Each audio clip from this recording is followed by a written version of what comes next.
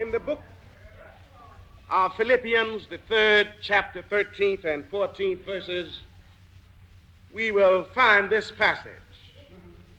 Brethren, I count not myself to have apprehended, but this one thing I do, forgetting the things which are behind, reaching forth unto the things which are before, I press toward the mark for the prize of a high calling which is in Christ Jesus. Pressing on. Pressing on. Paul addressed this letter to a group of Philippian Christians, people who had recently subscribed to the way of Christ and of God. We call your attention to the humility of this great apostle. We say that he was great. In fact, we think, and many Bible students and scholars rate him next to Jesus as a preacher. For it was he who interpreted the Christian idea to the world.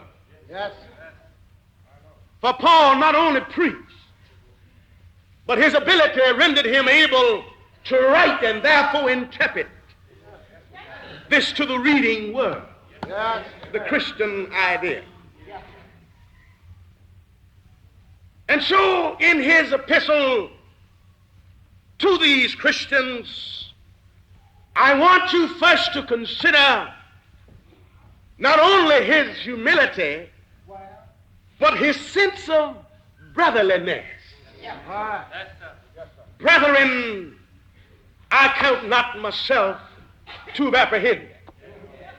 Not only am I humble in my advice and in what I have to offer you, but I consider you as my brother.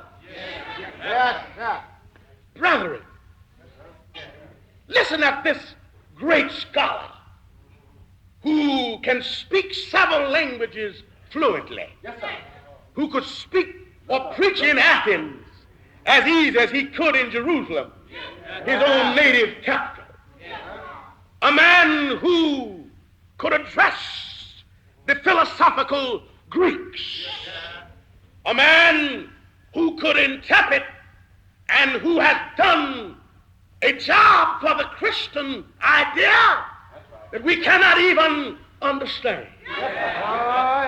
And yet, not only was he a scholar, not only was he capable of speaking several languages, but he was a Jew.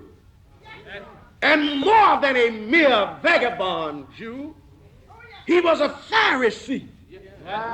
And with all of these things to his credit, he declared, I count not myself to have apprehended. Most of us can't stand having a little, not to mention all of this to our credit, before we get our heads too big for our bodies.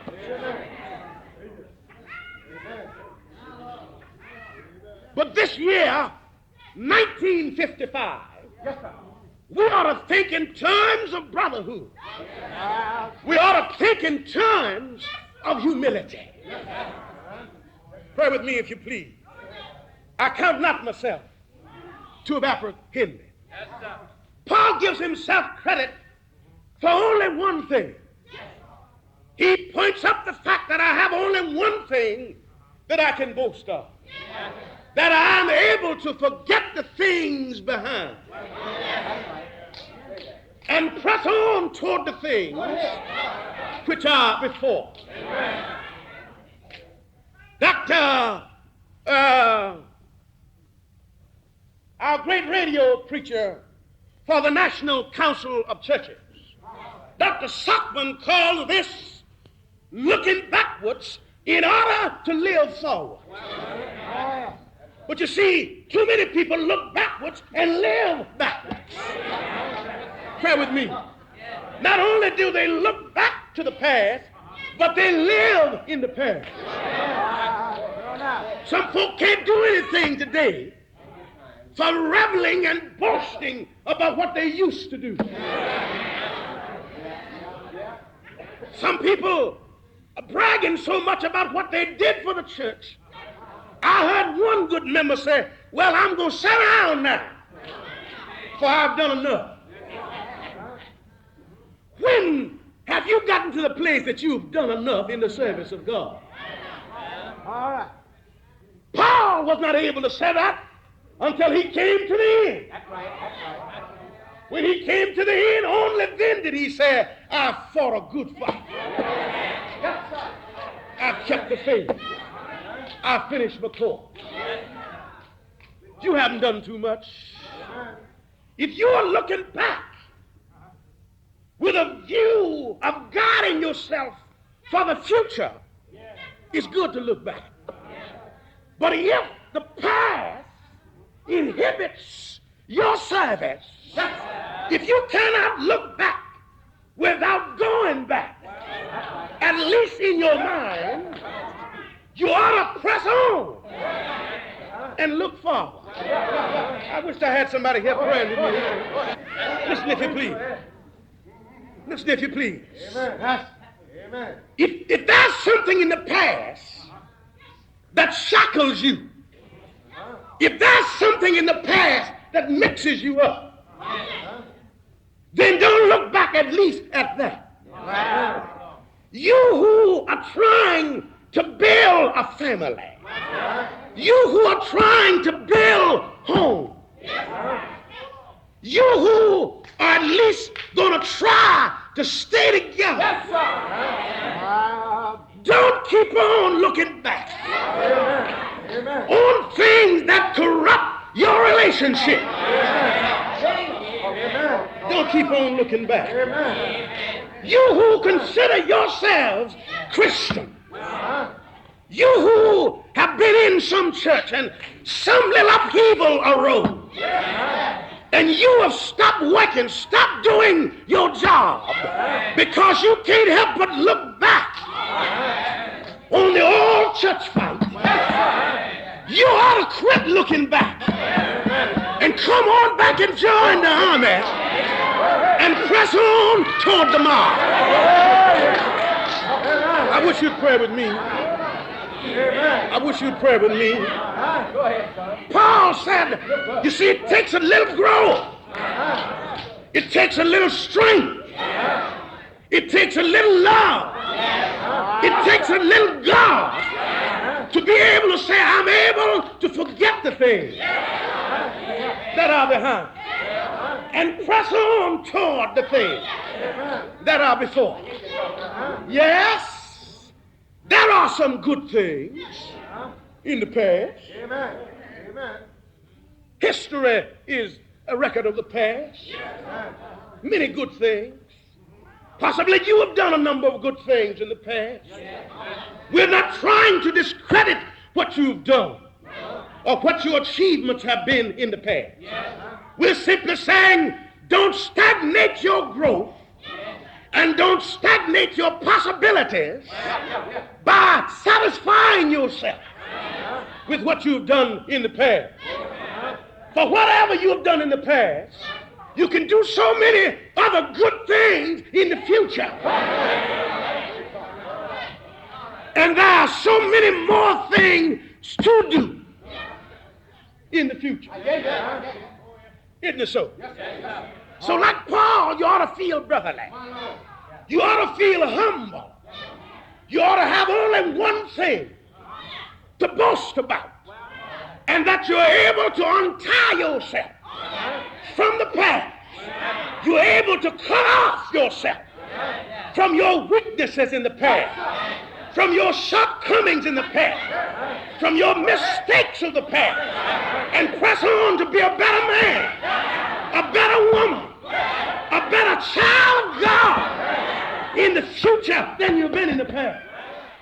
I don't believe you're praying with me. Yes. No wonder he says, or the songwriter says, I'm pressing on that upward way. New heights I'm gaining every day. Still praying as I onward bound.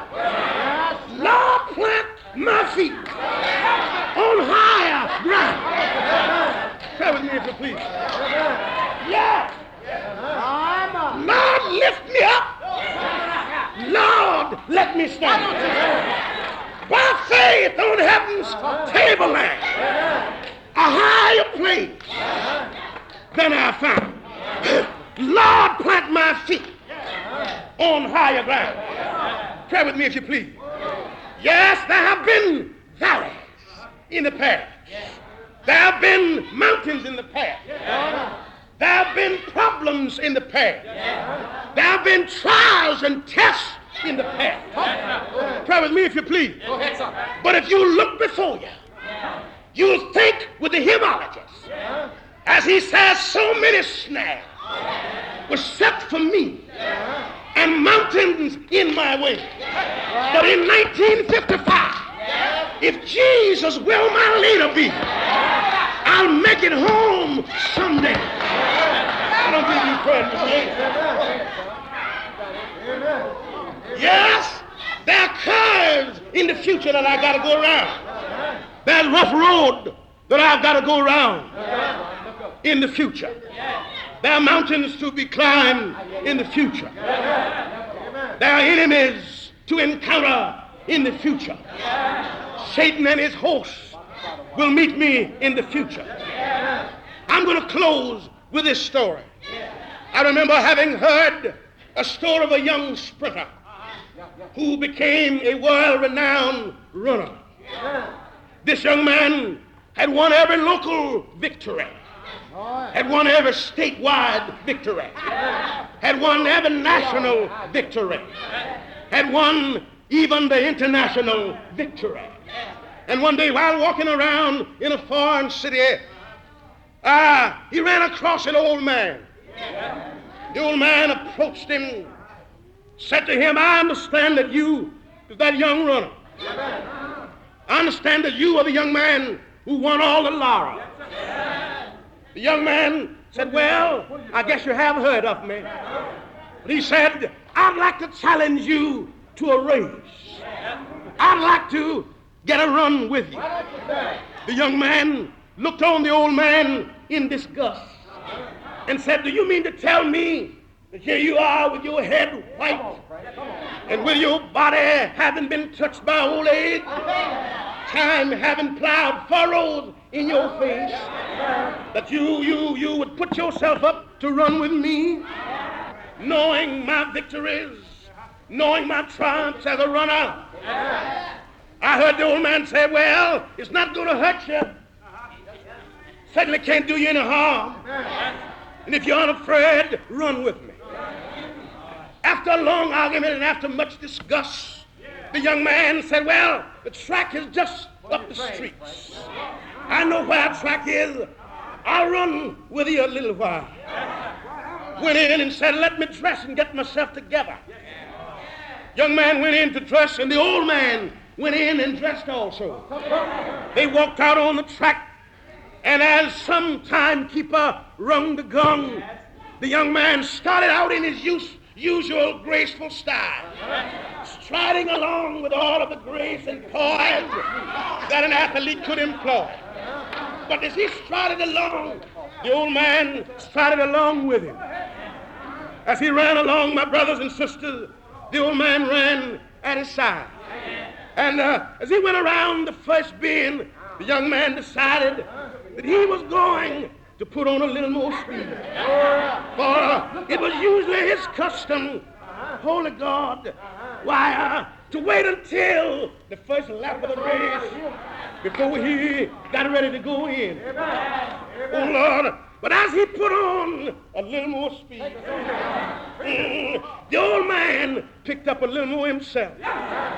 And as the young man looked to his side, he saw the old man still sitting by his side.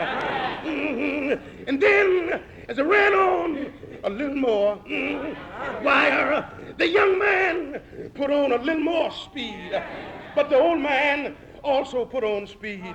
He ran a little further, and he got a little faster, but the old man got a little faster also. And in the home stretch, he put on all that he had. Lord, but the old man was still by his side. Oh, Lord. And when they got near the finish line, Lord, the old man ran out in lead and ran across the finish line ahead of the young man. The young man was astonished. The young man was outdone. He sat down and said, "Do you mind telling me who you are and what is your name? That an old man at your age outrunning me." Oh, Lord. The old man sat down with confidence on his brow and said, "You mean to tell me that you don't know who I am?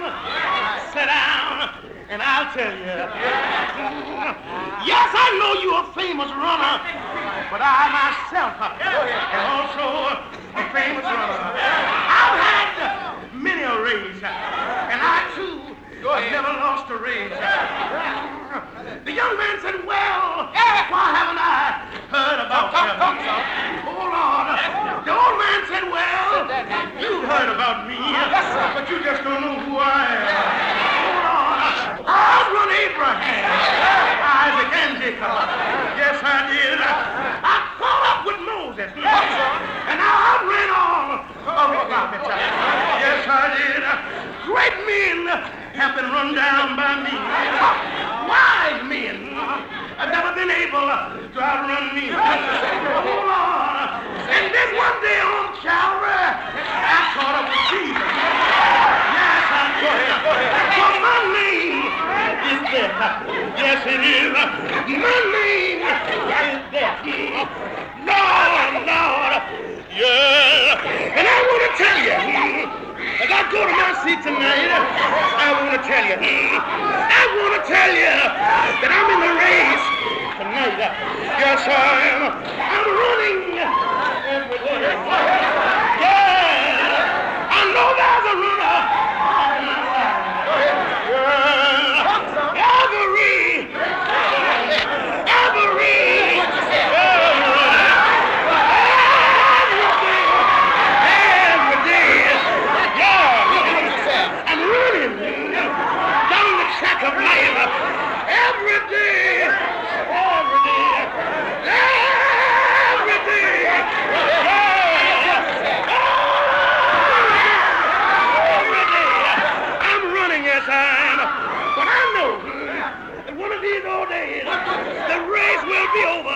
Yes, it will.